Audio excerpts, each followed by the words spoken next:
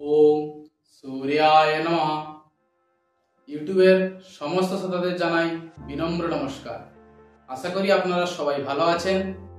আজকে আমরা পবিত্র বৈশাখ মাসের দেবপ্রিয় তিথি অক্ষয় তৃতীয়া তিথি সম্পর্কে খুব গুরুত্বপূর্ণ তথ্য জানব।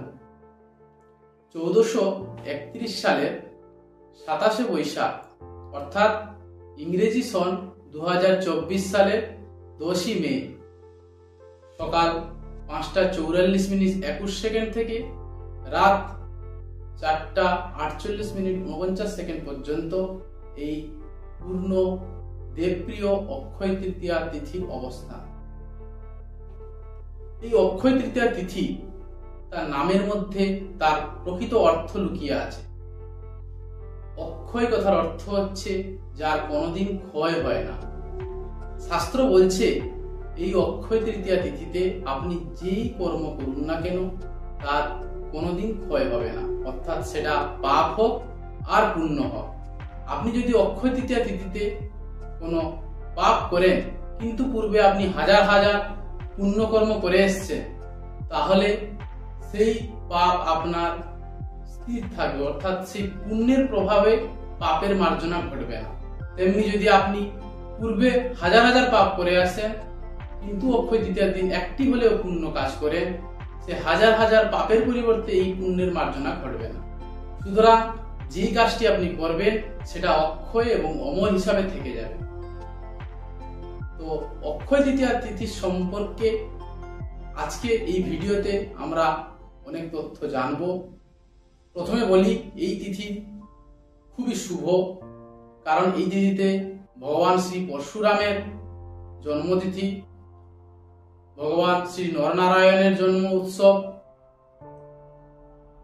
তার থেকে বড় এই দিন ভোলানাথ অর্থাৎ কেদারনাথ এবং বদ্রীনাথে যাত্রা শুরু হয়। এছাড়া এই দিন ত্রেতা যুগের শুভ আগমন। শাস্ত্রে একটি শ্লোকে বলা হয়েছে ত্রয়ম কীর্তম যুগস্যাপি। আজকের এই ভিডিওতে আমি আপনাদের কাছে যে সমস্ত তথ্যগুলি তুলে ধরব, বিশ্বাস আমার উপর নয়, শাস্ত্রের প্রমাণের উপরে রাখুন। প্রথমে বলি, শাস্ত্র বলছে রোহিণী নক্ষত্র যুক্তাং বৈশাখী শুক্লা তৃতীয়াং স্নান দানাদ ধ্যানম অক্ষয় অনন্ত পুণ্য প্রাপ্তি ফলম। কথার অর্থ কি? যে বৈশাখ মাসের রোহিণী নক্ষত্রে শুক্লপক্ষের তৃতীয়া তিথিতে আপনি যদি দান, ধ্যান এবং স্নান, প্রথমে স্নান, দান এবং ধ্যান এই তিনটি জিনিস করেন, তাহলে আপনি যে পুণ্য ফল পাবেন সেটা অক্ষয় এবং অমর হিসাবে থেকে যাবে। প্রথমে আসি স্নান। স্নান হচ্ছে খুবই পবিত্র জিনিস। স্নানের ফলে মানুষের শরীর এবং মন উভয়ের শুদ্ধিকরণ ঘটে। সুতরাং বৈশাখ মাসে শাস্ত্র বলছে যে গঙ্গা স্নান করা আবশ্যক। অনেক সময় গঙ্গা স্নান হয়ে ওঠে না, তো চেষ্টা করবেন কোনো প্রবাহমান নদীতে গিয়ে স্নান করা এই দিন। সেটাও যদি সম্ভব না হয় তাহলে আপনি নিজের গৃহে স্নান কক্ষে যে জলে স্নান করছেন সেই জলের সঙ্গে সামান্য গঙ্গা জল মিশ্রণ করে তার মধ্যে যৎসামান্য কালো তিল দিয়ে স্নান করুন। গঙ্গা স্নানে প্রায় সমান ফল আপনি পাবেন। এরপরে আসি দান।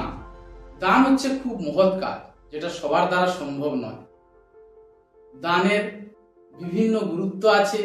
দান সবসময় যদি নিঃস্বার্থ হয় তাহলেই সেই দানের একটা আলাদা রকম মানসিক শান্তি পাওয়া যায়।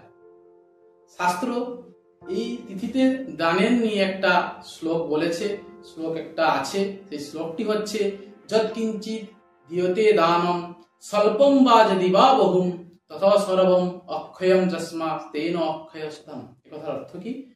যদি আপনি এই দিন যৎকিঞ্চিৎ অর্থাৎ সূচের অগ্রভাগের সমান যদি দান করেন, তাহলে আপনার যে পুণ্য ফলটি পাবেন আপনি সেটি চিরজীবনের জন্য অক্ষয় এবং অমর হিসাবে থাকবে।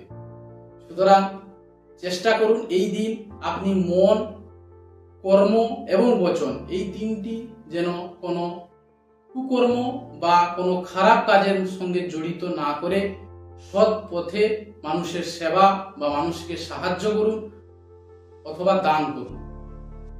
এরপরে যেটা সবথেকে গুরুত্বপূর্ণ জিনিস সেটা হচ্ছে ধ্যান। আমি অনেক ক্ষেত্রেই শুনেছি যে এই দিনে মানুষ বিভিন্ন দ্রব্য কেনে, সোনা গয়না রূপা এমনকি গৃহের বিভিন্ন সামগ্রীও কেনে, বলে অক্ষয় তৃতীয়াতে কিনলে জিনিসের বৃদ্ধি ঘটবে। হয়তো মানুষ জানে না, কিন্তু শাস্ত্র বলছে জিনিস নয়, পুণ্যকর্ম কিনতে হবে, অর্থাৎ পুণ্য বা আপনার যে সৎ কাজ সেটার মাধ্যমে আপনি পুণ্য অর্জন করুন। তার জন্য আপনাকে ধ্যান করতে হবে। প্রথমে স্নান করে, তারপরে দান করে, তারপর ধ্যান করতে হবে। অর্থাৎ আপনাকে ব্রহ্ম মুহূর্তে তো উঠতেই হবে স্নানের জন্য, কারণ ব্রহ্ম মুহূর্ত হচ্ছে দেব মুহূর্ত। ব্রহ্ম মুহূর্ত নিয়ে একটা ভিডিও আমি বানিয়েছিলাম, ভিডিওটা ডেসক্রিপশনে লিংক দিব, আপনারা দেখে নেবেন। তো বর্তমান যেটা বলছি ধ্যান নিয়ে, ধ্যানটা আপনারা মাতা লক্ষ্মীর ধ্যান করুন।